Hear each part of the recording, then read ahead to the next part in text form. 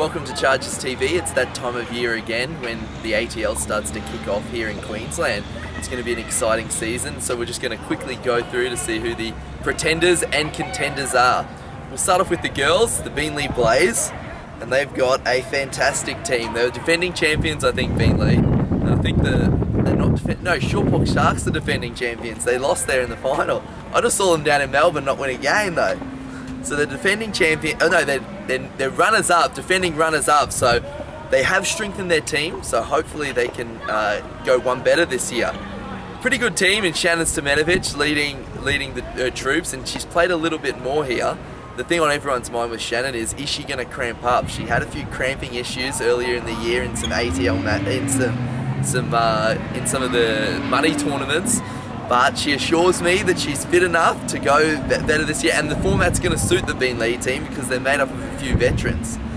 They've got Elizabeth James will be the number 2, followed by Kimberly Burrell, Daniela Kovacic, who assures me that she's excited to don the Beenleigh Blaze outfit, and Alexa Svetikanen will lead up the troops from Beenleigh. Sunshine Coast Breakers are the next girls team up. They've got a young and probably inexperienced team, but they're led from the front by Charlotte Fuller and Katie Lee. Hopefully Jamie and Natalie learn a lot from this experience. Like I said, they're young, but they'll take a lot from the experience of playing in the ATL. Tennis Brisbane Chargers are next up. Now, as you know, I've got a bit of a soft spot for the Chargers. I think they're going to struggle this year. Their roster looks a little bit inexperienced, but they are led by the front from Deanna Roberts, who, interestingly enough, I watched when I was about 10 years old. She was playing against Sam Stozer, I think in the final of the Nambour tournament there, and I think she won, so I'm expecting big things. I haven't seen her for a while, but I think it'll be exciting to see if she can bring that form to the table, because if she does, I don't think too many people are going to beat her. The new tennis and vault team. Now, many people have been talking about this team because of some of the dealings going on here. They seem to have a very, very strong lineup, at least in the men's, and the women's aren't too far behind the pace, and they'll be definitely in the mixer coming towards the finals time for the ATL. Now, we don't know how it's fitting in the tennis and vault's budget, but they've managed to squeeze into the girls team Isabella Holland, Monica Wedgner, both former AIS girls, so expect a lot from them. Sophie Letcher, who I know pretty well, and she's been biting at the chump to get back out there. So it's going to be a good team there, Tennyson. Now, I know that they're the big shots here in the league, but hopefully some of the minnows, like the Chargers, can come through and beat them on the day. Short Park Sharks, defending champions for the ATL women's competition here in Queensland, and what a team they have. Rachel Trudeau, obviously a very good player, trained out here out of Tennyson. Leanne Huang, who went undefeated this season with the Clayfield Tennis. I think she dropped one game in singles and doubles. Aisling Sumner, who's always there, always a strong player, and one of the more talented ball strikers that I've come to play against with the women. And of course then we've got Priscilla Hon down the bottom, who's right now in Mexico playing in the Junior Federation Cup. I think it's going to be a great team, the Shore Park Sharks, and I can't really look past them. They're going to be pushed all the way by teams like the Beenleigh Blaze, but some of the girls are going to have to play extremely well to get over the line against Shore Park Sharks. To tie things up will be the Toowoomba Tigers. They're the last girls team in the ATL this year, led by Brianna, Renee and Cassie. They're sure to be not just making up the numbers and be quite competitive in the competition. Now looking at the men's competition, we'll start with the Beenleigh Blaze, and what a team they have. They're the veterans. They love this format. They love the short juice, first of 4 games, because let's face it, they're not ones now for the best of 3 and 5 set matches. Still, they're a great team. They're led by the front from Mark Draper, who's got the meanest slice back end in the game. Johnny James, who loves this format.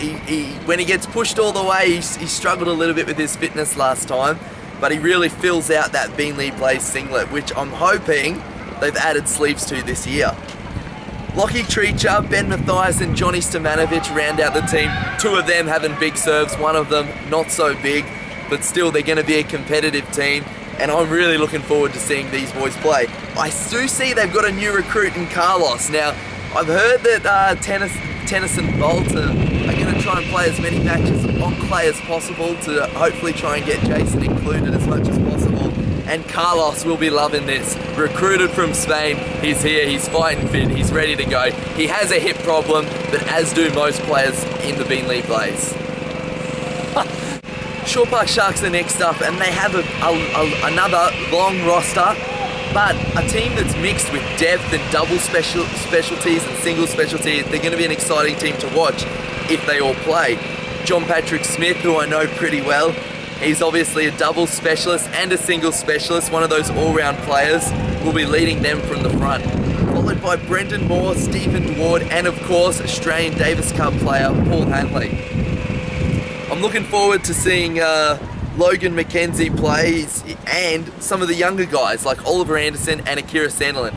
I don't know how they're going to fit them all in the roster. Maybe they're going to play 4 a court in the doubles on one side against the 2 on the other, but they have got an exciting roster and an exciting team, and hopefully they're there in the latter stages of the competition. Yep. Sunshine Coast Breakers are up for the men, and led by the front from, who this court behind me is named after, Pat Rafter. Now, I'm not sure how many matches he's going to play, but I'm hoping that he plays the full calendar. I don't think he knows how many matches he's playing left yet, but hopefully if they're in the finals, we'll see him at the end of the year. Followed by Callum Particle, who's just come out and had a pretty good year out on the circuit this year. Hopefully he can get his first point in the next couple of weeks coming into the ATL. That'd be a great way to welcome him into the season. The Fife brothers are next. Now, I'm not sure how they're going to react if they're put on the same court in the doubles together. I've heard there's a little bit of bickering between them at times. So I hope to see them in action together and maybe against each other all at once on the same side of the court. The team's rounded out by Peter Tremacki, who's always been a great player, goes great guns, and Luke Harvey, who lets his emotions do the talking on court. He's a fiery little character. One of the matches of the season last year was between Johnny James and Luke Harvey, where he just got the edge over Jamesy in a tough match, but Jamesy couldn't walk by the end of it. Toowoomba Tigers are next up, and what a team they have. They've put together quite a squad if they all play. Marky Richards, Huey Clark, and Josh Baranchia have all played a bit of college tennis, so I'm expecting them to really dominate in the doubles format. And then we've got Matheson Klein. Now the question on everyone's lips is he going to come back speaking Spanish? Because he spent a fair bit of time in Mexico, so no one really knows what his native tongue is now. But we'll be seeing how he goes in this format. It's his first time in the competition, but we'll welcome him. He's had a great couple of years over in Mexico, and it should be quite exciting to see how he's going to play a bit further down the mountain, because he's normally used to up here. So his first couple of matches, he might not be able to put the ball over the service line, but I'm sure he'll adapt quickly. He's a professional, and it'll be good to see him playing. They're an exciting team. Rossi also, who's hitting behind me right now, I forgot to mention him. He's going to be out there on the doubles court. He loves to, do his signalling, and he loves a bit of eye formation and a bit of tandem. There is doubts over his serve, because we all know when he gets a little bit tight on that serve, he can throw in a few doubles, and it's not the fastest thing, so I'd be worried if I'm the other person at the net, because I think a few tubes could be on offer there. Tennis and Vault, next team, second last team up, and I've been saving the most stacked team till second last, as they say. Now, I'm not sure about their payroll or who's funding the team, because it's going to be an expensive team if what I'm to go by with this roster is correct. Not only do they have the biggest roster out of the men's here, they've got the most expensive. James Duckworth had a great year this year. He's got his ranking right down. He's played in all 4 of the Grand Slams, and I don't think, and I've heard, he does not come cheap. Jason Kubler. There's doubts over to what court surface Jason can play on right now. We know he's had a bit of a tough run with his injuries, and we know he's a clay court specialist. What I'm hoping is that if we're playing on clay, everyone's playing on clay and not just one person. There are going to be a few questions raised, especially if that clay court tie falls when they're playing against the almighty Chargers. David Hodge is in there too, double specialist. He went through the college system. I think he's the bankroller of the team, making the big bucks now. I'm not sure how he's affording them, but he's got them all to play on the one team here. Scotty Petunis just coming off a bit of wrist surgery. Hopefully he's right in time for the ATL season. I know what injuries are like, and they're tough business. Maverick Baines, Ben Mitchell, Mitch Harper, Thomas Vancart, Daniel Dossiter, Lachlan McPhee, Blake Ellis. That's a mouthful, isn't it? And we're still going. It's going to be an expensive team. It's going to be one of the favourite teams going in there. I'm excited to see how they manage to fit them all in, their payroll, how they manage to fit them all in on the day. But only time will tell when the ATL kicks off in a month's time. Finally, saving the best till last, defending champions for the men's Tennis Brisbane Chargers, and what a season they had last year. However, they're looking to the future, they've added a few players, and the team is looking quite good. Caden Hensel, who I'm excited to be playing inside, he's a great doubles player as well as a singles player, and I think that he's really going to be peaking at the right time come the ATL with a few matches under his belt he's already had right now. Isaac Frost. Now, Isaac tells me he's been getting back into some serious training. I know he's out there hitting today over at Ambuera. It's going to be exciting seeing how he's going to adapt to this format and into this team. I played him last year, and I found his game pretty tricky in the format. Big serve, big forehand. He'll be looking to use a lot of them this season. Myself, hopefully I'm right to maybe step out there for a doubles match or so. I have just come off shoulder surgery, but I'll be there in spirit with the boys, cheering them on every week.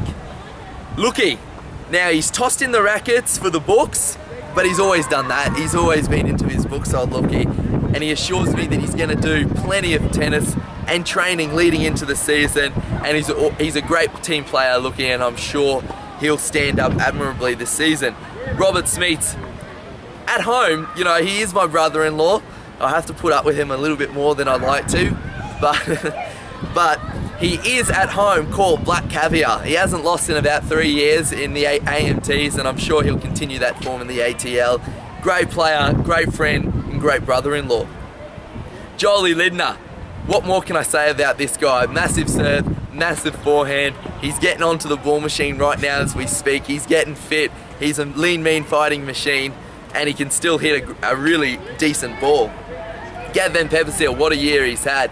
He's gone deep into some big future tournaments, including a win over Amir Weintraub, who's, you know, in between 100 and 200 right now in Israel, where Amir plays his best tennis. I'm really looking forward to seeing how he's going. Finished off by Mitchell Robbins. You know, he's a great backup to have there. Hopefully he gets a run out in the doubles or so.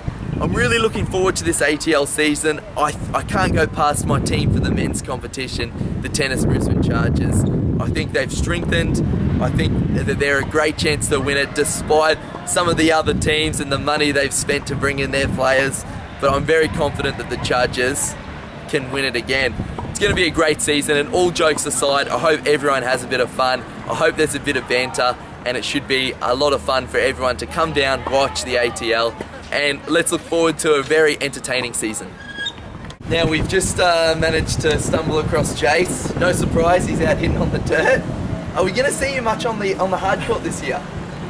I don't think too much on the hard. I think if I can make a couple of appearances on the clay, I'm happy with that. But our team's pretty strong on the hard, so...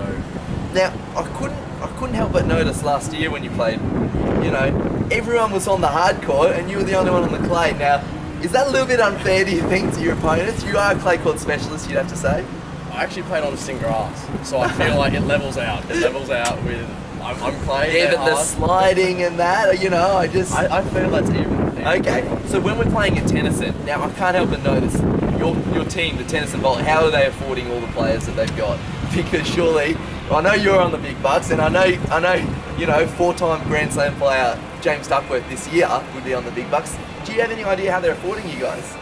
I don't know what everyone else is getting. I don't even know what I'm getting at the moment. So, you know, somehow we're affording. It's kind of like we're affording. Is it mates rates or how does it work? I don't know. I'm not too sure about that. I think your recruiting manager should have, you know, should have all the bullets, because he's done a great job getting you and James together. Best of luck for the season. You know, I hope to see you on a bit of hard court and not just on the clay. You know, I don't want any unfair advantage, because I can guarantee you that when you're playing against Tennis Brisbane, we're going hard court. Really hard court. Best of luck. Thanks, man.